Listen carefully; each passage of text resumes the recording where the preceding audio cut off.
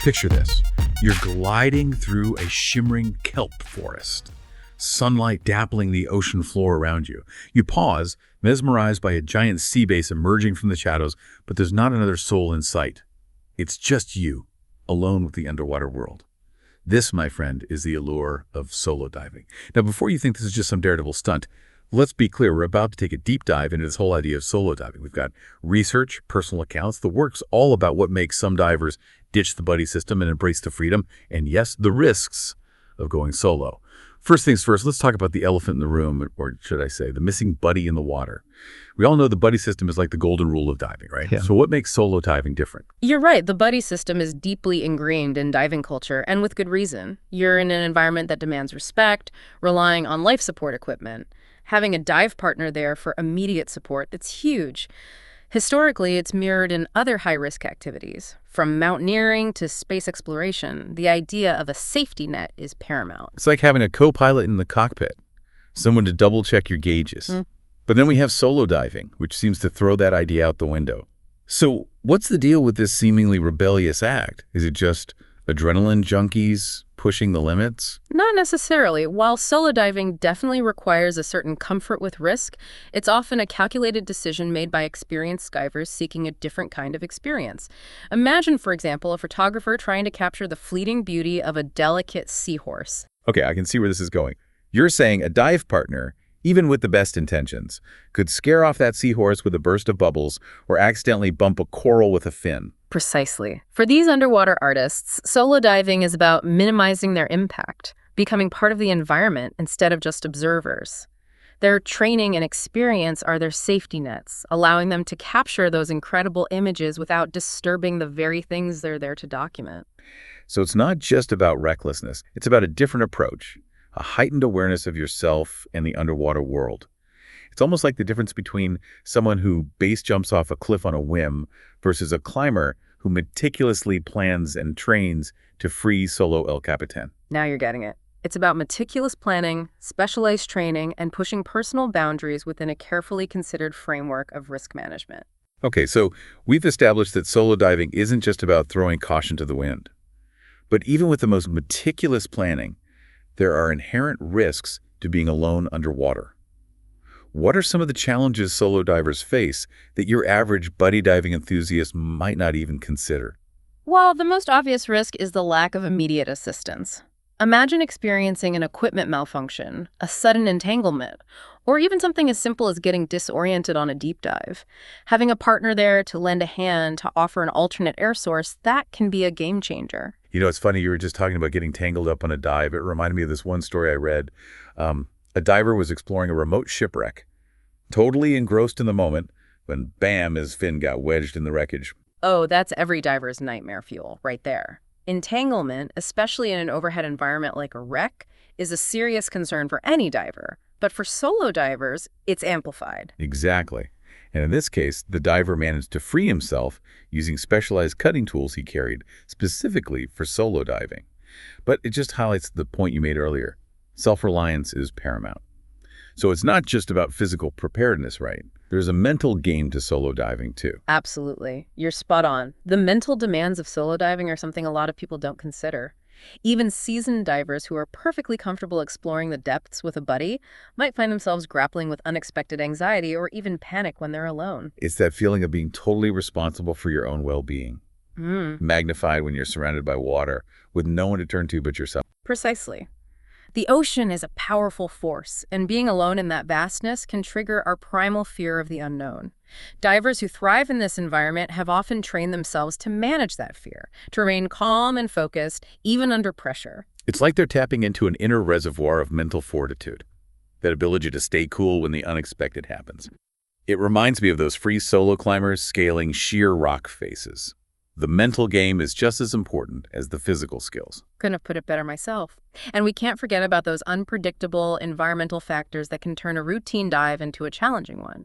Currents, visibility changes, even unexpected marine life encounters. These are all part of the game, and they require a heightened awareness when you're diving solo. So it's not just about being a competent diver.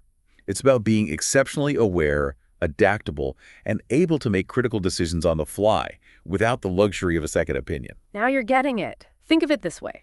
A solo diver is essentially a self-contained dive team, responsible for everything from pre-dive checks and navigation to emergency procedures and post-dive safety. It's like they're taking an advanced course in underwater self-sufficiency. So let's talk about the toolkit. If someone is considering dipping their fins into the world of solo diving, what kind of skills and gear should they be thinking about? Well, we've already touched on the mental aspect, but let's talk about a fundamental skill that takes on a whole new level of importance in solo diving: buoyancy control. We're not just talking about hovering mid-water here. It's about that almost instinctive ability to fine-tune your depth and position, especially if you need to address an equipment issue single-handedly. Because if you lose control of your buoyancy while you're trying to sort out a problem, things could spiral pretty quickly. Exactly. And then there's navigation, which is crucial for any diver, but even more so when you're alone. Imagine surfacing far from your planned exit point because you misjudged that current. Not ideal in any situation, but potentially critical when you're solo. Mastering compass navigation, natural navigation techniques, understanding dive site topography, these aren't just boxes to tick on a checklist.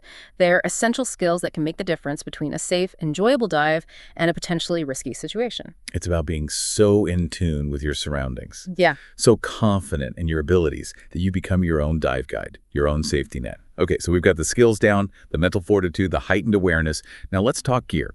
What does a solo diver carry that might surprise your average buddy diver? Well, aside from the standard scuba gear, which obviously needs to be in tip-top shape, solo divers often carry redundant air supplies.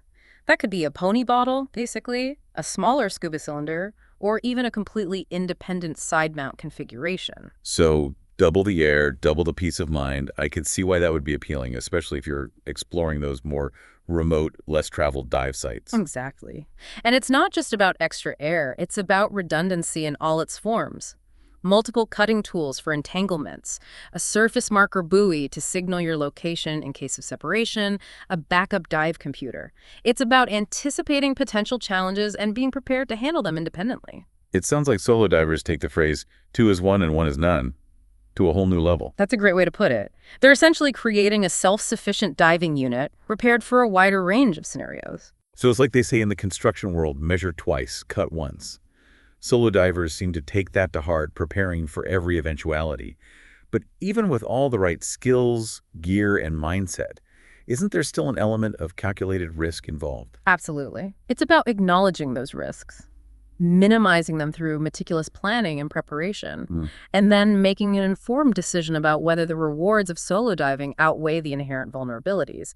It's not a decision to be taken lightly. It makes you think about that balance between freedom and security, doesn't it? We crave independence, that feeling of self-reliance, but there's also a certain comfort in knowing someone has your back, especially in an environment as powerful and unpredictable as the ocean. Exactly, and that's why it's so crucial for anyone even considering solo diving to really do their homework, get the proper training, dive with experienced solo divers, and honestly assess your own skills and comfort levels. There's no shame in deciding it's not the right fit, or that it's something to work towards as your experience and confidence grow. It's about knowing your limits, right? Not letting ego override good judgment. Precisely. And the great thing is, there are stepping stones, alternative ways to experience some of that freedom and autonomy without taking the full plunge into solo diving. For example, have you ever heard of guided solo diving? Guided solo diving. Yeah. Tell me more. It sounds like a bit of an oxymoron. It might sound counterintuitive, but it's gaining popularity.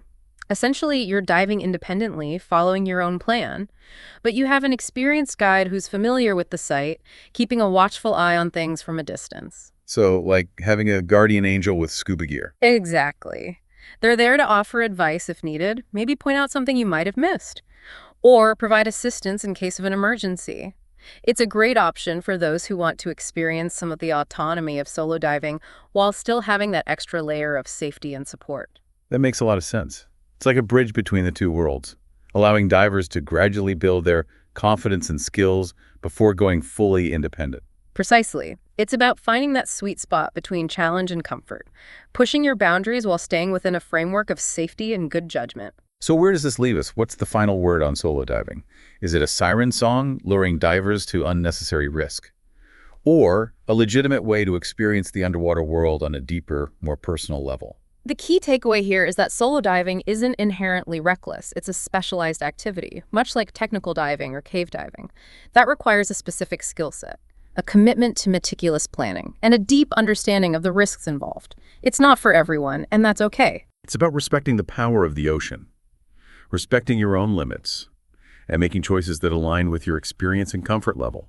Whether you're an experienced diver considering taking the plunge into solo exploration, or simply fascinated by this unique approach to underwater adventure, we hope this deep dive has given you a new perspective on the world of solo diving. And who knows, maybe it's sparked a curiosity in you to explore those uncharted territories within yourself, whether it's beneath the waves or in other aspects of your life. That's all the time we have for today. But remember, the journey of exploration and self-discovery never truly ends.